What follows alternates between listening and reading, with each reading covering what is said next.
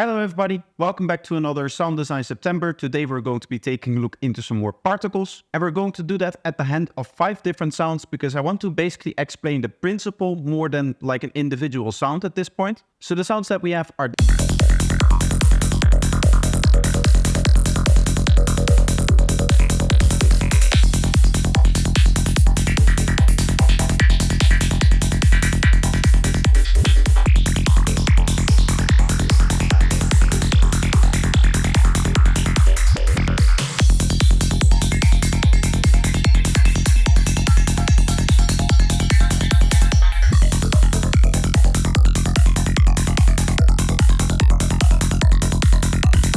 Now, when it comes to particles, what you can probably already tell is that they're really just short snippets of sounds playing the 16 note on top of a rolling bass line. And they're usually there to add a little bit of extra texture to a track instead of being the main element of your track. That being said, they are of course very important for that variation. So having a nice range of sounds to choose from is a nice benefit. Now, going through this tutorial and all of the patches, what I want to do is I want to focus a little bit on what all of these sounds have in common.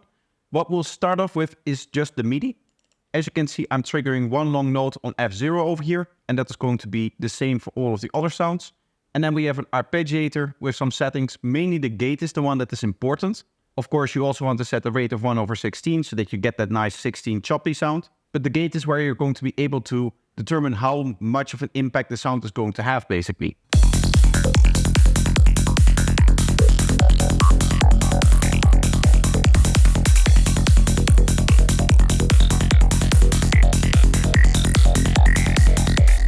You can see that this is basically just determining the length of the notes that is actually being triggered here. So that means that as very short percentages, you're going to get a very small snippet of sound. And in this case, because of the patch's release, which we can see over here is 160 milliseconds, it is going to trail off nicely. But at longer gate notes, those notes are actually going to start overlapping. And that is where you get that much more glued together kind of continuous sound from. Now, as you can see, the patch itself looks fairly simple. We have 2 saw waves over here with a little bit of detune going through this low pass filter with quite a bit of resonance. And the filter cutoff is controlled by the note on random here. Note on random in this case is a very helpful tool because it just generates a random value for every note that is being triggered.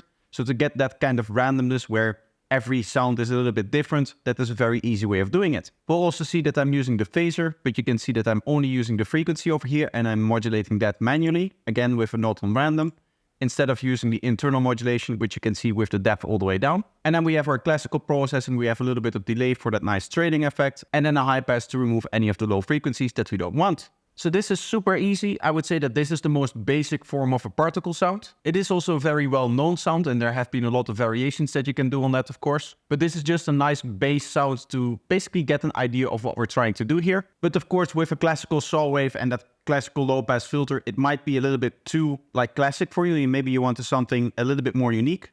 I'll show you a little bit of an experiment that you can do, which we have over here. Oh, sorry, I just quickly want to swoop in to say that all of the patches that we're working on in this video are actually available up on my Patreon page. So if you want to support the channel, that is a great way to do it, and you'll get some nice patches in return as well. So with that little detail out of the way, let's get back into the actual video. As you can see, this is already quite a bit more complex. You can see there's quite a bit of modulations going on here. All of these are again randomized.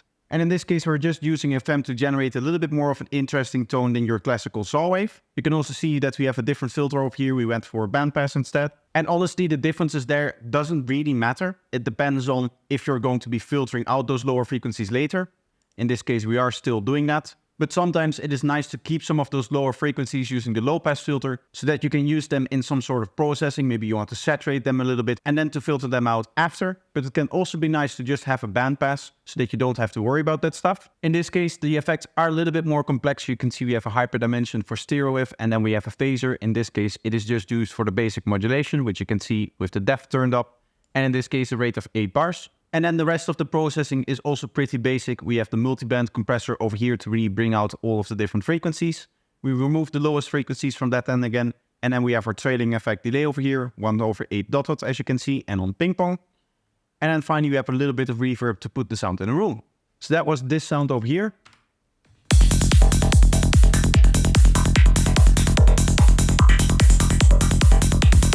Now, each synth is going to have a plethora of features that are useful for making these kind of sounds. One of the things that I really like to do inside of Vital is to use the phase disperse for this stuff, because they give this really nice bubbly sound, and the patch that comes out of it, as you can see, is pretty simple. We just have our bandpass again over here. And this phase disperse isn't even modulated. You can see just a very basic setup, 2 voices of unison, a little bit of detune here. Of course, on this page, you also have the release. And again, in terms of the processing, it is very simple. Multiband to bring out all of the frequencies. And then we have our 1/8 dotted ping pong delay here. Again, what you'll see is that I have a release that is slightly higher than default.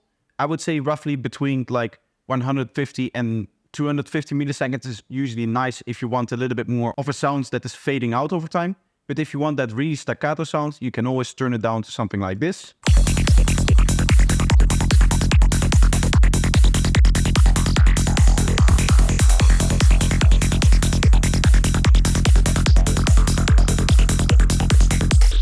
And as you can imagine, automating something like that through the track can also give it another extra interesting layer. The next patch is also a vital patch. In this case, we're using the random amplitudes over here to get a little bit more of an atonal sound out of it.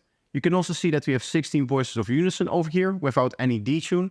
The reason why I'm doing that is because having multiple voices is really cool if you use something like the spectral spread over here.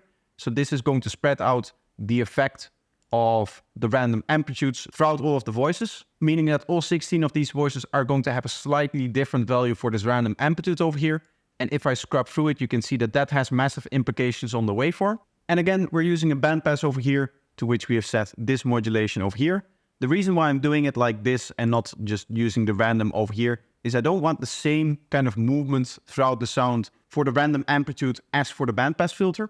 I would like to have both of them randomized, but I would like to have them both randomized differently. So in this case, what you can do is you can just set it to freeze over here, and then it's going to re-trigger with every note that you play in the same way that this random does over here. And again, processing-wise, there's not much going on. You can see that I have a little bit more of a plucky envelope, and I'm also using an envelope like that to have this chorus over here come in. You can see I've added a little bit of attack, almost 40 milliseconds. That is just so that the very start of the sound doesn't have that washing out effect. You can almost think of this as a pre-delay on something like a reverb. And then again, we have our multiband compressor over here, our trippy delay, and then we're removing lower frequencies that we don't want. So hopefully you can start to see the theme of really what we're trying to do is we're trying to attenuate like one very small part of the spectrum with every note that we're playing. That is why we're using a lot of band passes. That is why we're using a lot of phasers. That is why we're using a lot of resonance, so that we can get those nice resonant spikes in the frequency spectrum, which is going to give us a nice sharp sound. And of course, the material that is going through all of those filters is going to depend the kind of texture that those spikes are going to have. And honestly, one of the waveforms that works really well is the waveform that we saw in the first patch, which is just the saw wave over here. Because you can imagine that what happens with this resonance over here, all of the lower harmonics are in this area and in this area of the waveform, and all of the higher harmonics are in here. You can imagine that if I go in here and I just remove some of the lower harmonics, that you can see all of the energy is basically remaining in here. So whenever this resonance lands fairly high in the frequency spectrum, because we're playing a note that is very low in octave, we're playing an F0, what's going to happen is that whatever high frequency that it's going to land on is going to get accentuated in this click over here. And because of the post-ringing and all of that stuff, it is also going to be spread out over the rest of the wave cycle, whereas all of the other frequencies aren't. So that is actually a very interesting way why the saw wave works like that. And of course, other sounds that have this massive kind of click also work in that way. Now, if you want something a little bit more metallic, you can always do some kind of gritty setup like we have in the second patch. This particular FM setup, as you can imagine, is going to have frequency material spread equally throughout the whole wave cycle. So there's not going to be like one point in the waveform that is going to have a certain patch of the frequencies, whereas the other parts of the waveform have a different patch of the frequencies. In this case, the whole waveform is used for all of the frequencies. And that means that whatever resonance is being landed on, that is going to be attenuated throughout the whole wave cycle. And that is going to give you that nice metallic character. Now, having said all of that, let's look into the little bit more complex patch, which I've made inside of Phaseplant. And the reason why I sometimes like to do these particles inside of Phaseplant is because we can basically make multiple particle sounds in parallel. That is why we have these 4 groups over here. These 4 groups are identical, except for the fact that they have different random modulations. Of course, we don't want to have particles that each have the same modulation, because then those resonances would always land in the exact same spot, and it would be like just having one particle, but just really loud because you have it 4 times. So what you'll see is that each group is going to have its own unique random, and this is just set up with a certain amount, which is equal for all of them. Meaning that there's just an area inside of the frequency spectrum where there's going to be 4 different spikes. But those spikes are going to be moving around slightly because they are also being targeted by this modulation, which you can see is just a custom curve that starts fairly wobbly and just kind of slows down over time. And this length over here is going to have a drastic effect on the actual sound that we're going to get because it's going to determine kind of the length of the wobble. Another thing that we've done is we're slightly automating the cue over here. This is just going to give a little bit of extra bump for every impact of the sound, because you can see this is an envelope, so it's just going to happen at the start. We also have given all of them a little bit more of a longer release, and then they're all going to lane 1 over here.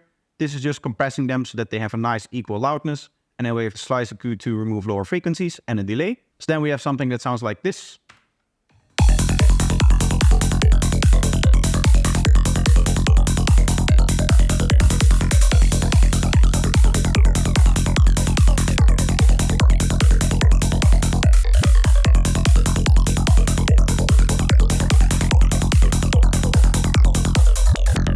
You can hear that you can really start to notice that wobble happening whenever we basically turn up this macro that I just set up, which is of course going to increase the length over here. So those are going to be all 5 of today's patches. Of course, you can get them up on my Patreon page if you want to support the channel.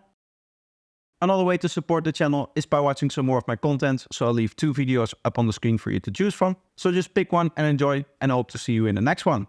Bye bye.